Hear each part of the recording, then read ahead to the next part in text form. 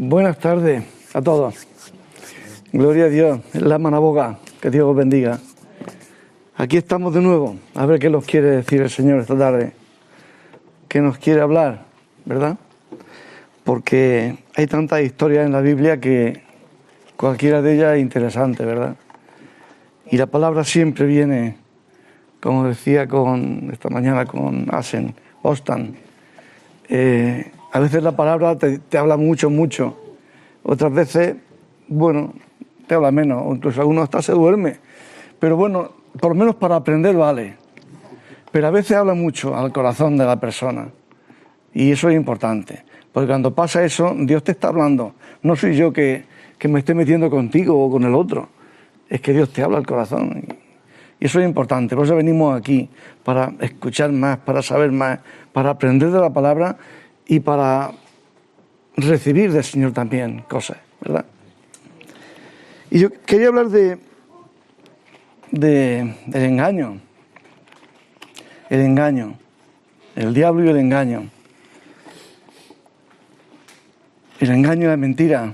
Hablaba Juanjo de la mentira otro sábado. El engaño es un arma que usa el diablo mucho para los cristianos, los no cristianos, los no conversos, dificultarles que lleguen a ser cristianos. Y se pierdan, ¿verdad? La salvación, digamos. Y a los salvos, a los cristianos, con los engaños, lo que hace es que no disfrutemos de esa salvación aquí ya. No disfrutemos del gozo del Señor, ¿verdad? Y nos apartemos de la bendición de la salvación. Ese es el engaño, va ahí detrás de nosotros. Pero bueno, primero vamos a orar por la palabra también, que nos pueda entrar bien en los corazones y que podamos aprender muchas cosas. Amén, Señor. Te pedimos que tú bendigas esta palabra, que bendigas esta tarde, Señor. Que bendigas cada cosa que vamos a decir. Que pueda, Señor, llegar al corazón de cada uno de nosotros. Y que pueda echar raíces y pueda fructificar, Señor. Y que pueda servirnos de mucho. En el poderoso nombre de Jesús te lo pedimos. Amén. Pero bueno, más que de engaño, porque la diferencia entre la mentira y el engaño es que la mentira es evidente. Muchas veces la mentira es evidente. Pero el engaño es como cuando uno engaña a alguien, es con la intención premeditada de hacerle daño. Premeditada y con alevosía. Es con intención de hacer daño. Ese es el engaño. Y ahí está el diablo, ¿no? Con el engaño. Pero bueno, yo quería hablar de cosas más felices, aunque hablemos del engaño también. Hablar de la Santa Cena, ¿no? De la Pascua. Ese día tan bonito, ¿no? El contexto ese de la Santa Cena. Jesús celebrando la Pascua con sus discípulos. Un momento bonito de sus últimos días aquí en la tierra. Había llegado ya la hora de pasar de este mundo a estar con el Padre. Había llegado ese momento. Y amó mucho a los suyos, a sus discípulos, y les dio consejos de última hora, ¿verdad? Eso lo podemos ver en Juan 13, 18 al 30. En Juan 13, después de, el versículo 2, por ejemplo, dice: y cuando cenaban, como el diablo ya había puesto en el corazón de Judas Iscariote, hijo de Simón, que le entregase.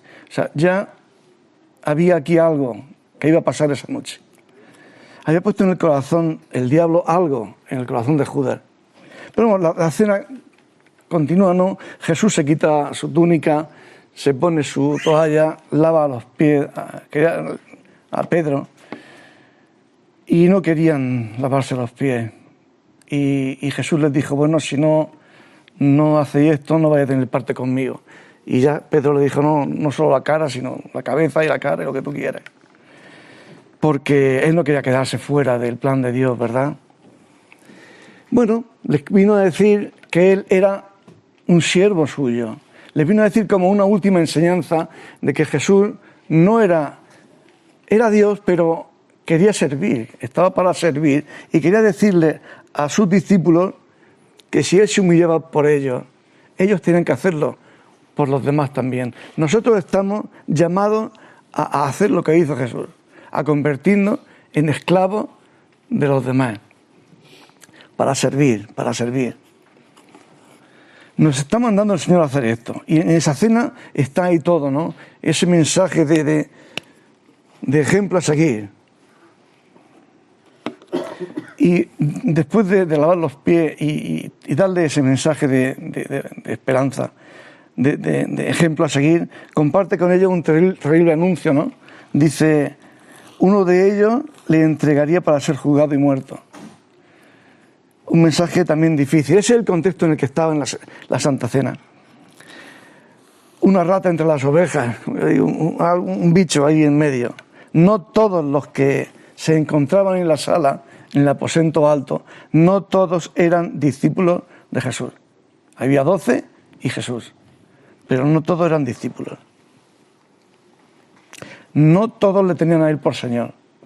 Señor es una palabra que en la antigüedad se usaba para decir, tú eres mi Señor, tú eres mi propietario, yo soy tu esclavo. Eso es Señor en esa época. En Juan 6:70 leemos, ¿no os he escogido yo a vosotros los 12 y uno de vosotros es diablo? Ya sabía el Señor lo que había, ¿verdad? No todos eran verdaderos discípulos. Incluso en el Salmo 41:9 hay una profecía, ¿no?, de esto. Estaba predeterminado que uno de los 12, uno de su círculo íntimo, que comía con él cada día, mira lo que dice, aún mi íntimo amigo, en quien yo confiaba, el que de mi pan comía, contra mí ha levantado su talón, su calcañar.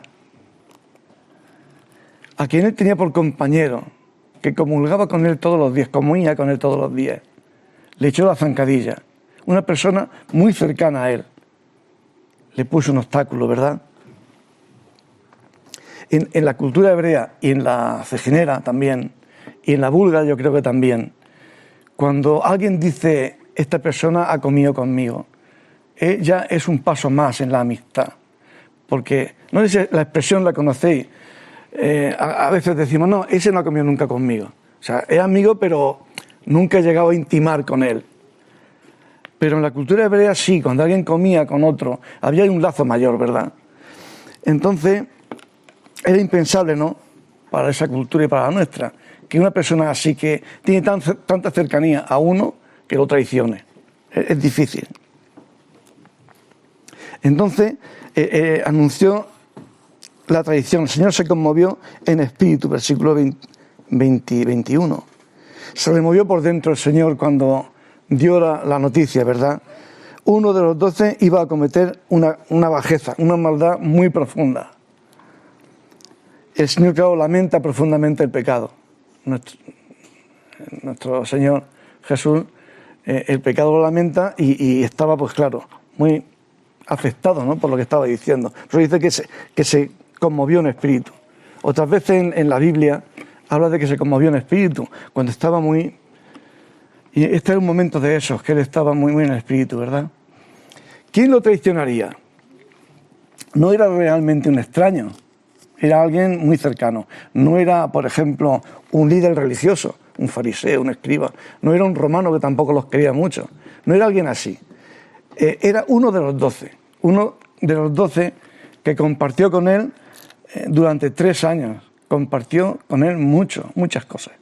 Recibió sus enseñanzas, públicas y privadas, porque tenían sus enseñanzas también privadas con Jesús. Fue pastoreado personalmente por el mismo Dios. Pudo ver su poder, el poder de Jesús y su gloria.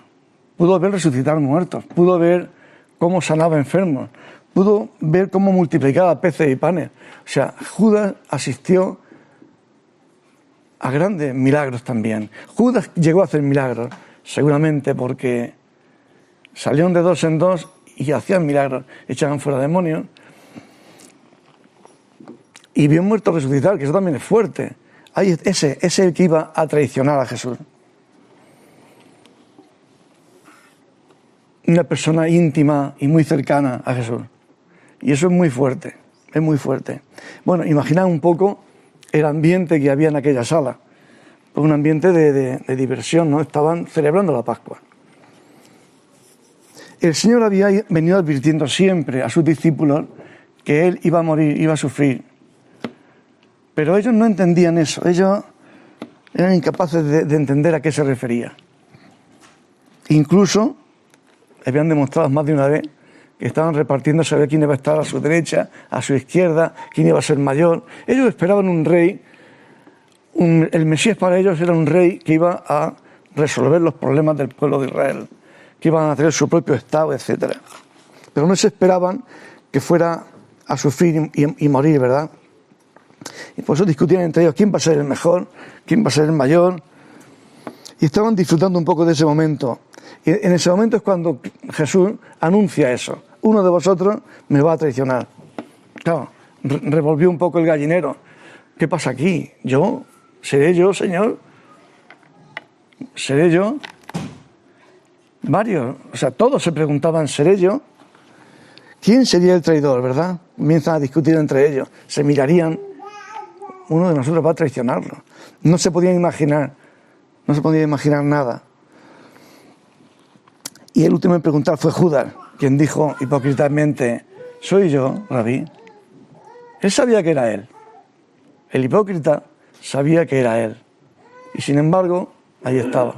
Soy yo, Rabí. Por cierto, Judas nunca le llamó Señor. En los registros que tenemos, Judas le llamó siempre maestro. Maestro es muy distinto a Señor. Maestro es un maestro. Y Señor es algo mucho más superior, ¿verdad? Judas nunca llegó a llamarlo Señor. La respuesta de Jesús, ¿cuál fue? ¿Cuál sería? Que sería uno de ellos, de los que mojaban pan con él allí en la salsa del cordero que tenían allí. Fue una respuesta muy sabia por parte de Jesús. Uno que moja el pan conmigo, pero en palabras mojó a todos. No decía mucho Jesús con eso. Pero eso los hacía también, esa respuesta es muy sabia porque les hacía pensar. Bueno, desconfiar de sí mismos, ¿no? Les hacía examinarse a ellos mismos. Porque tenían dudas en su corazón. ¿Seré yo, Señor? Nadie estaba seguro de su corazón. Nadie estaba convencido de que no iba a ser, ¿verdad? Y eso es bueno para su alma, ¿no? Porque les hace ver que ellos son débiles. Y el corazón humano es perverso en sí mismo, ¿no? Es capaz de cualquier cosa. Que eran pecadores y capaces de traicionar a Jesús, también lo sabían. Entonces se sentían un poco ahí. Entonces ellos deben de estar alerta. Esa es la respuesta de Jesús, ¿no? Que moje pan aquí y como eran todos.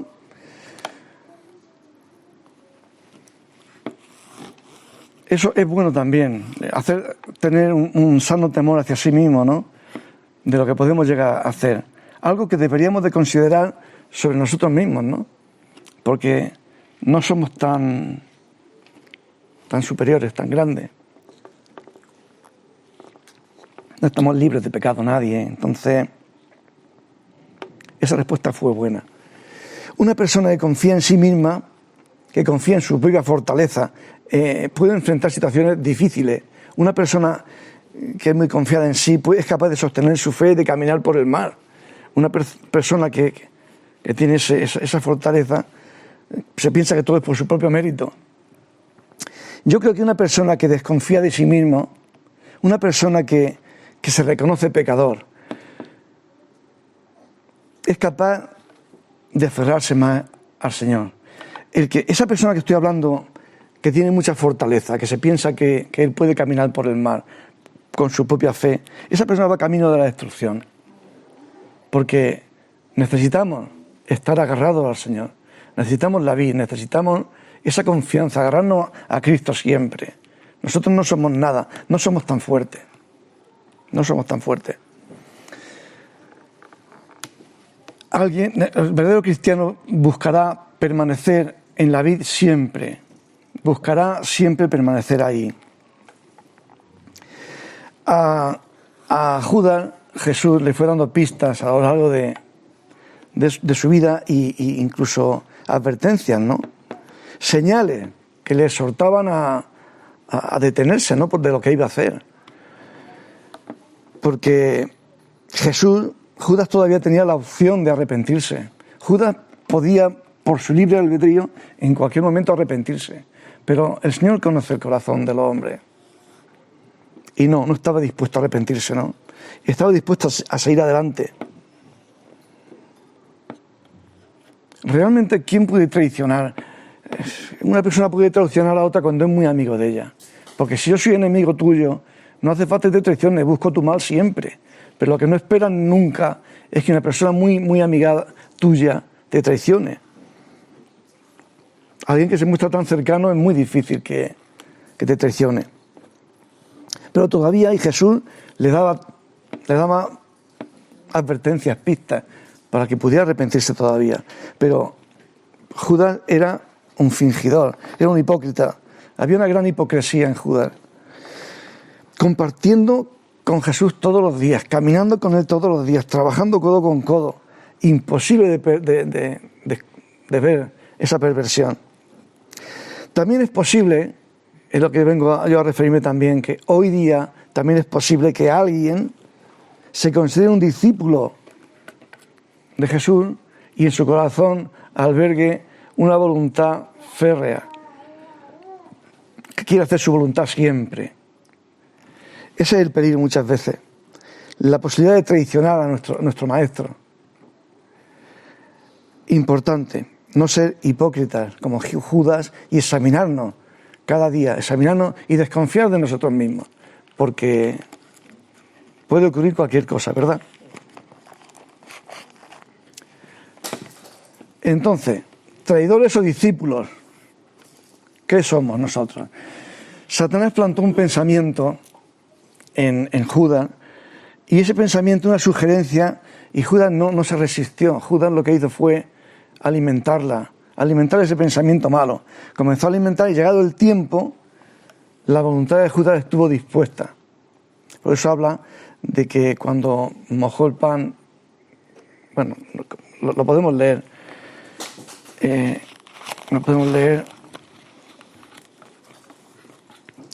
y así Jesús se conmovió en espíritu y declaró y dijo: de cierto os digo que uno de vosotros me va a entregar. Y entonces los discípulos se miraban unos a otros dudando de quién hablaba, y uno de los discípulos al cual Jesús amaba estaba recostado al lado de Jesús. A este hizo Jesús, Simón Pedro, señas para que le preguntase a Jesús. Dijo: pregúntale al jefe a ver quién es.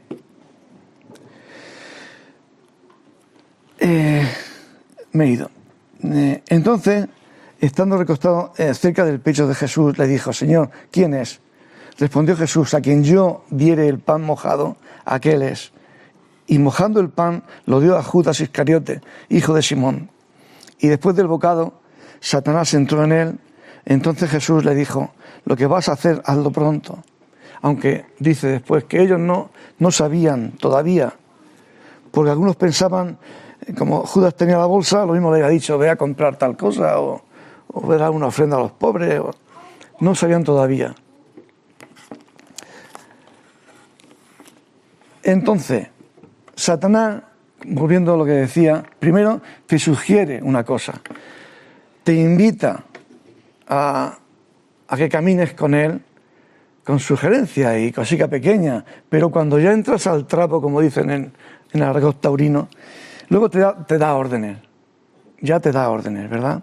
Entonces, estemos alerta los cristianos, estemos alerta. ¿Por qué? Porque no sea que nos convirtamos en instrumentos de Satanás. Sin darnos cuenta, claro. Y lo único que podemos hacer nosotros es resistirlo. Resistir a Satanás, resistir al diablo. Cuando comienza a sugerirnos una pequeña cosa, comienza a sugerirnos que podemos pecar en algo, debemos de resistirlo, debemos rechazarlo, ¿verdad? Con todas nuestras fuerzas. No nos engañemos, ¿verdad? Somos completamente responsables de lo que hacemos. No podemos decir: oh, es que mis padres me educaron así, o es que los amigos me empujaron hacia allí, o es que mi mujer...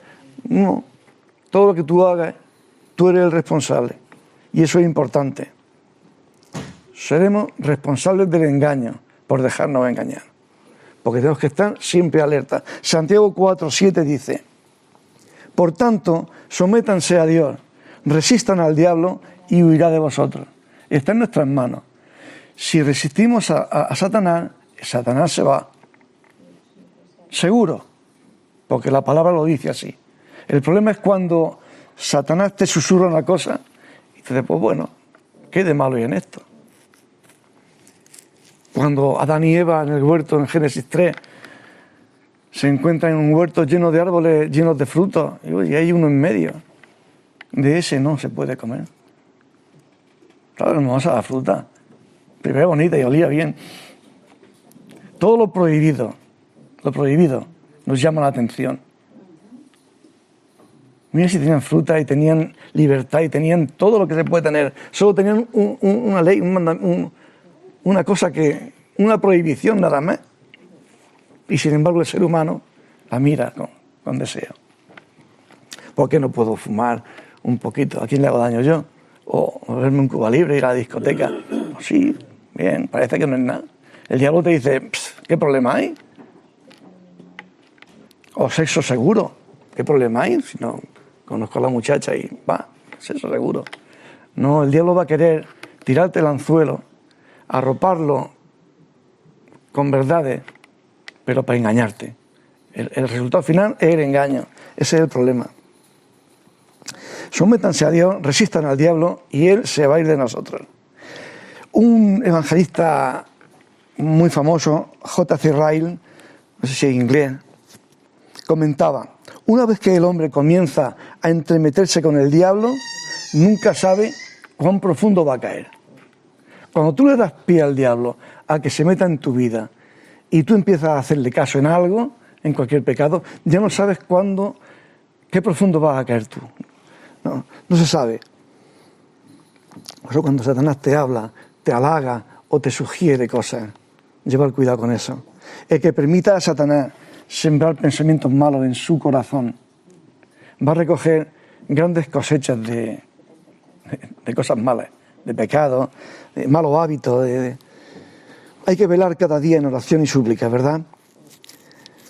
Si dejamos, decía Rey, si dejamos desatendido un día nuestro corazón, a otro día estará con malas hierbas. Si dejamos una semana nuestro corazón desatendido, tendremos ya bastantes espinos y más hierbas malas. Y si nos descuidamos un mes, tendrán una selva tupida, caótica de maldad. O sea, tendrán un problema grande. No podrás salir de allí incluso. Te va a enzarzar. Es un problema eso. Dejar entrar al diablo. Charles Spurgeon, otro evangelista bueno, decía, uno de estos días no serás capaz de deshacerte de aquellos hábitos que hoy estás formando. Tú estás ahora permitiendo al diablo pequeñas cosas. Algún día llegará en que ya no podrás deshacerte de eso. Por eso, estas cosas hay que hacerlas cuando son pequeñas. El pecado, cuando entra en tu vida, no puede hacer que eche raíces dentro. Hay que arrepentirse rápidamente. Rápidamente. Amén. La mala hierba, quitarla pronto. Porque si no, se va a formar un enjambre. El mismo Spurgeon decía, al comienzo es como una telaraña, que te la puedes quitar de encima. Pero si permanece en eso, esa telaraña se convierte en soga. Y después en cuerda. Y después en cables de acero. Y llega un momento en que tú no puedes salir de allí. Así lo ilustraba Spurgeon. ¿O qué pensamos? ¿Piensas tú que eres mejor que Judas? ¿Pensamos que somos mejores que Judas? El corazón humano es el corazón humano. Eso sí que lo sé.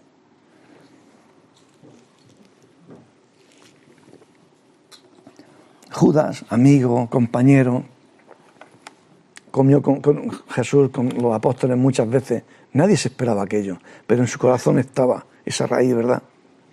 Vio milagros, hizo milagros.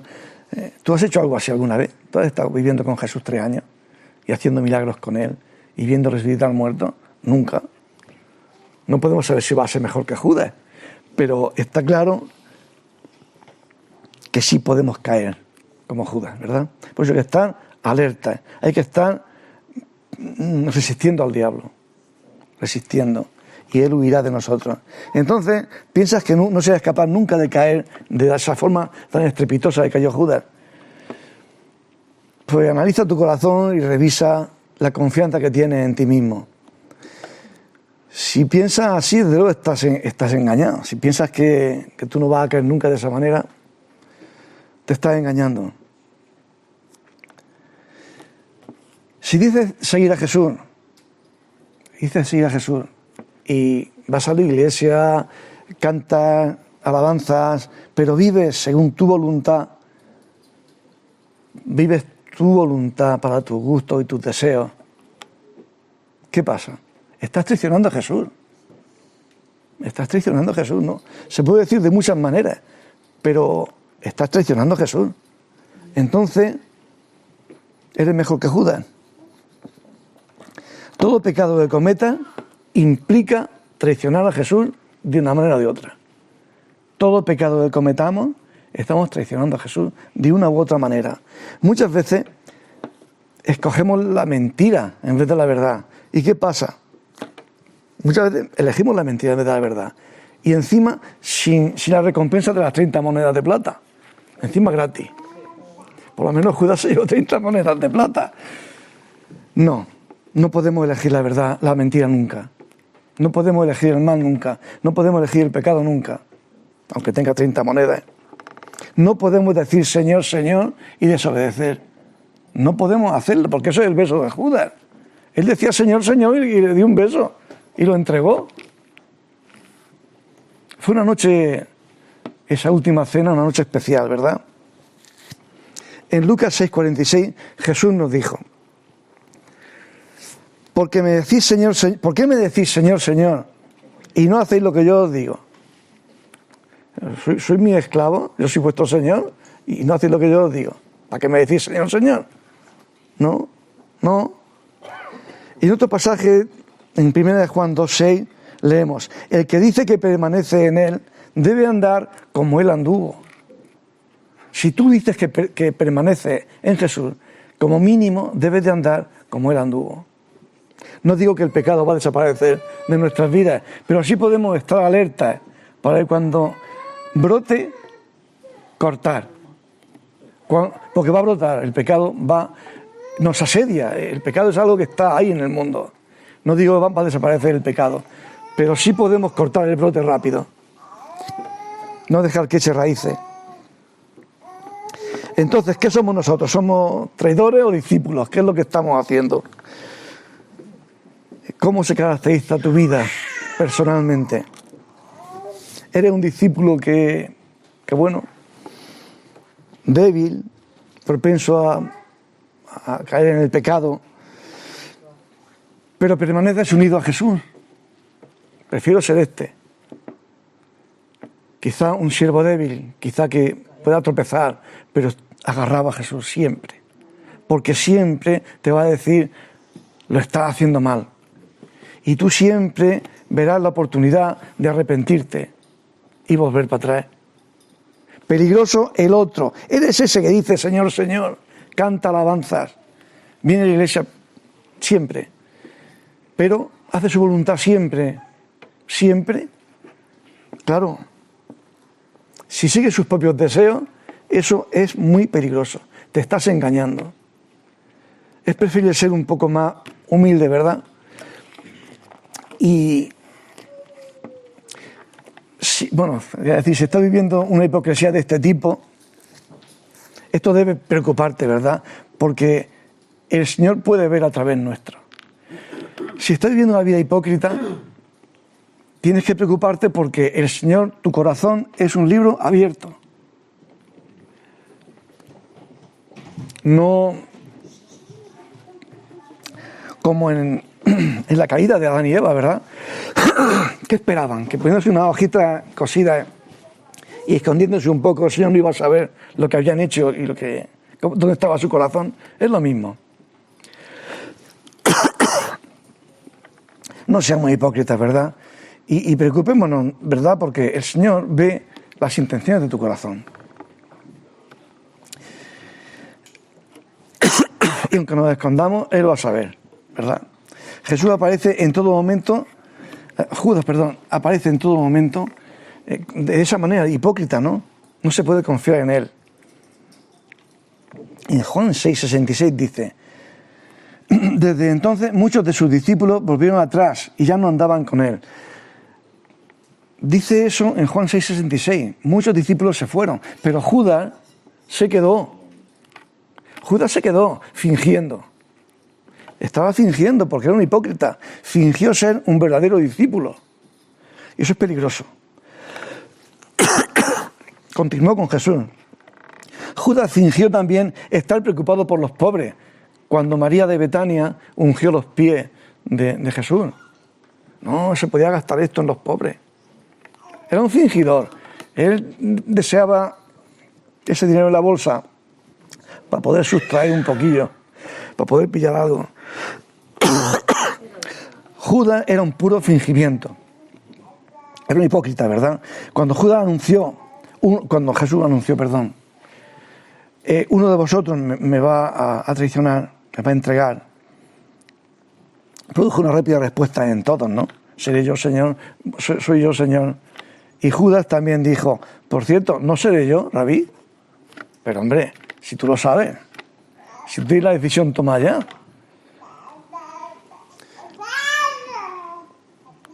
Bueno, si estás viviendo en una hipocresía similar, mi consejo es que salgas de ahí y te acerques al Señor. No podemos vivir esa hipocresía. No podemos vivir así. Primera de Timoteo 5, 24 y 25 dice: los pecados de algunos hombres se hacen patentes aún antes que ellos vengan a juicio. Algunos pecados son muy evidentes y algunos pecados son muy visibles, ¿verdad? Mas a otros se les descubren después. Asimismo, se hacen manifiestas las buenas obras, y las que son de otra manera no pueden permanecer ocultas. Nada, ni bueno ni malo, permanecerá oculto. Para nosotros los cristianos es un consuelo, ¿verdad?, de que pueda vernos como un libro abierto. Es un consuelo porque Dios lo conoce todo. ¿O qué pensamos? ¿Que nos podemos esconder? Nos podemos esconder de la congregación. Yo puedo llevar un pecado y que nadie lo sepa. De la congregación me puedo esconder. Y somos muy hábiles para esconder pecados. Somos muy hábiles. Pero de Dios no te puedes escapar.